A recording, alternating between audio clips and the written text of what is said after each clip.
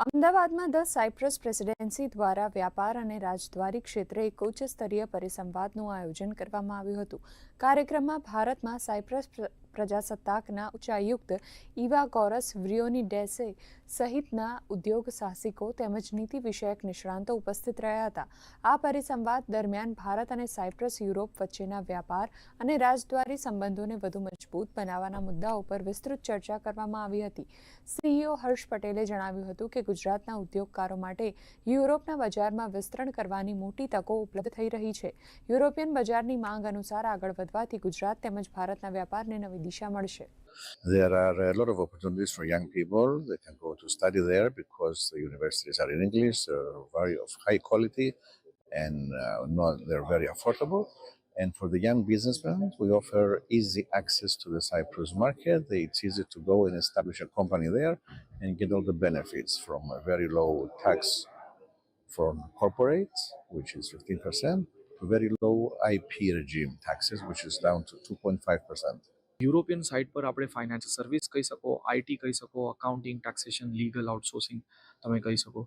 But key role છે અહીંયા કે આપણે કોસ્ટ આર્બિટ્રાજ પર ધ્યાન આપીએ અને આપણા પ્રોફેશનલ્સ ક્વોલિટી અને સ્ટાન્ડર્ડ્સ એ લેવલનું કરે જેથી તમે ક્વોલિટી એન્ડ પ્રોડક્ટ આઉટસોર્સ કરો, સર્વિસ પ્રોવાઈડ કરો rather then just a low cost service. Number 2, industry size તમે કહો તો ડાયમંડ છે, જેમ્સ એન્ડ જ્વેલરી છે, ટેક્સટાઇલ છે, કેમિકલ છે. આ એક્સપોર્ટ માટે છે. ઇમ્પોર્ટ માટે હું તમને કહું તો ઓટોમોબાઈલ્સ છે, જર્મન કાર્સ. આજે આપણે ઓલરેડી ઇમ્પેક્ટ સ્ટાર્ટેડ છે જોવાનો. મર્સિડીઝ, BMW ને બધી વેરિયસ કાર્સ ને ડિફેન્સ પ્રોડક્ટ અને મ્યુચ્યુઅલ ટેકનોલોજી, મ્યુચ્યુઅલ ડિફેન્સ અગ્રીમેન્ટ્સ. સો આ એક બિઝનેસથી વધારે એક ઇકોનોમિક કોમ્પ્રિહેન્સિવ પાર્ટનરશિપ. મારું નામ હર્ષ પટેલ છે. હું એડવોકેટ અને ચાર્ટર્ડ એકાઉન્ટન્ટ છું.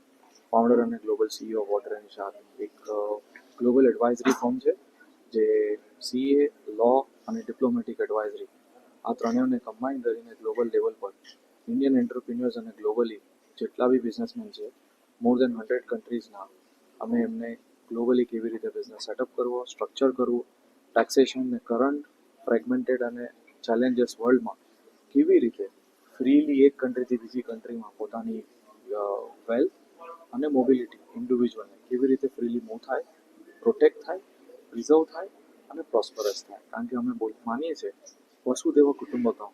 આ આપણા દેશનું અને વોટર એન્ડ શાર્કનું કાંઈ ફિલોસોફી નથી. વસુદેવ કુટુંબકમ એટલે વર્લ્ડ એક ફેમિલી છે. તો આપણે બધા ગ્લોબલ સિટીઝન છે. તો દુનિયામાં ક્યાં પણ જઈએ તો કેવી રીતે આપણે આપણો બિઝનેસ, આપણી ફેમિલીને પ્રોટેક્ટ કરીએ, પ્રિઝર્વ કરીએ અને કેવી રીતે આગળ ગ્રોથ કરીએ એ જરૂરી છે. એના માટે અમારી ફર્મ એ એન્ટરપ્રિન્યોર્સને અક્રોસ વર્લ્ડ એડવાઇસ કરે છે.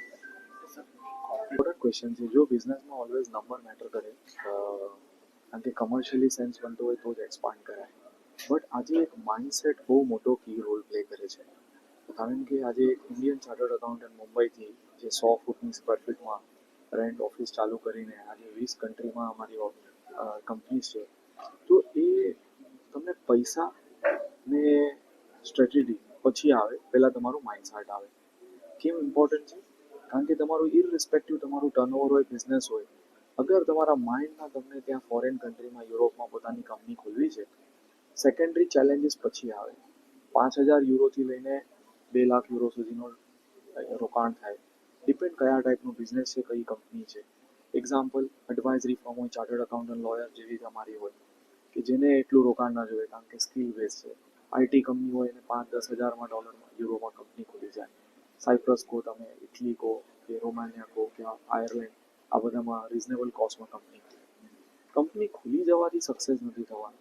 એની સાથેના જે ફેક્ટર્સ છે બધા, હાયર કરવું પડે, ઓફિસ લેવી પડે, ત્યાં તમારું મેજર રોકાણ થાય. એટલે હું હંમેશા એમ કહું કે તમે એક કન્ટ્રીમાં કે રિજનમાં, સાયપ્રસ યા તો યુરોપમાં એન્ટ્રી મારો પોતાની નાની કંપનીથી, ત્યાં તમે માર્કેટ સ્ટ્રેટેજી અને માર્કેટ રિસર્ચ કરો, ત્યાંથી તમે કોલાબરેટ કરો અને ત્યાંથી તમે એક લેવલ પર આખા યુરોપિયન યુનિયનમાં પોતાનો બિઝનેસ સ્ટેબલ કરી શકો અને ગ્રો કરી શકો. As a member of EICPI, how would you like to know, how would you like to tell today's event and what are the ways?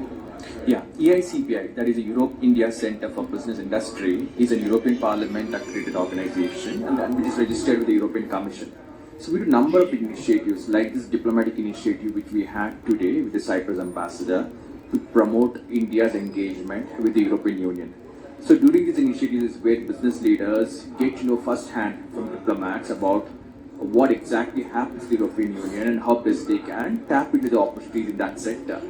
What we have also done is that we also do initiatives at the European Parliament in Brussels, in Belgium.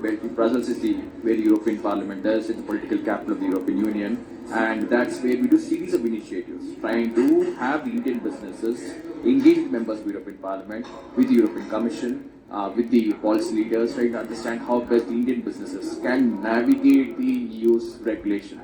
Free trade agreement is just one part of a coin, but then the regulations are what Indian businesses need to understand if they want to tap the opportunities in the European Union.